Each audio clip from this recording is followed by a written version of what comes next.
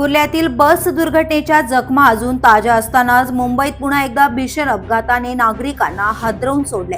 सोमवारी रात्री भांडूप पश्चिमेत बेटच्या भाडेतत्वावरील इलेक्ट्रिक बसने 13 निरपराध नागरिकांना चिरडल्याची धक्कादायक घटना घडली। रात्री 10च्या सुमारास घडलेल्या या अपघातात चौघांचा मृत्यू झाला असून 10 जण जखमी झाले। मृतांमध्ये 3 महिलांचा समावेश आहे। काही जखमींची प्रकृती गंभीर असल्याने मृतांचा आकडा वाढण्याची शक्यता पोलिसांनी व्यक्त केली आहे। भांडूप पश्चिमेतील स्टेशन रोड या अत्यंत गजबजलेल्या परिसरात बस मागे घेत असताना चालकाचे नियंत्रण सुटले आणि बस थेट नागरिकांवर आदळली। बसखाली सापडलेल्या 13 पैकी चौघांचा जागीच मृत्यू झाला। अपघातानंतर परिसरात एकच गोंधळ उडाला। जखमींना तातडीने रुग्णालयात दाखल करण्यात आले। पोलिसांनी बस चालकाला ताब्यात घेऊन अपघाताचा तपास सुरू केला आहे।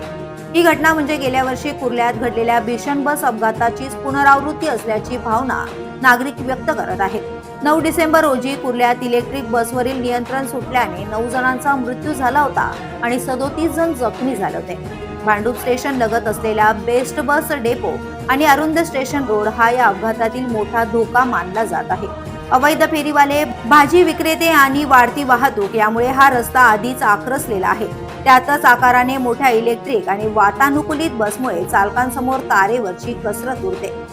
नागरिकांसाठी चालायला जागा नसलेल्या या रस्त्यावरून दररोज हजारो प्रवाशांना जीव मुठीत धरून प्रवास करावा लागतो। वर्षानुवर्ष रखडलेल्या बस डेपोच्या प्रश्नाकडे प्रशासनाने गांभीर्याने पाहावे अशी जोरदार मागणी आता नागरिकांकडून होत आहे। वारंवार घडणाऱ्या या अशा दुर्घटनांमुळे मुंबईतील सार्वजनिक वाहतुकीच्या सुरक्षेचा प्रश्न पुन्हा एकदा ऐरणीवर आलाय।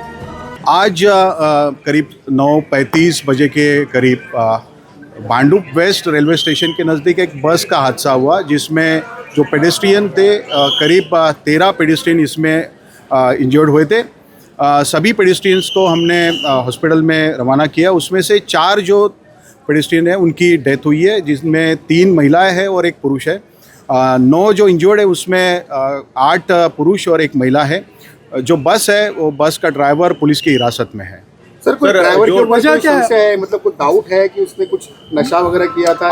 अब तक ऐसा कुछ सामने नहीं आया। बाकी तहकीकात और इन्वेस्टिगेशन में बाकी बातें क्लियर होंगी। टेक्निकल टीम भी जांच करेगी बस में कोई फॉल्ट? जी बिल्कुल, इसमें बस का मैकेनिकल और टेक्निकल जो इंस्पेक्शन है वो भी होगा। उसके बाद में ही जो एक्चुअली एक्सीडेंट का रियल रीज़न है वो पता चल पाएगा। Thank you so much sir. Police news bureau, Bhandup.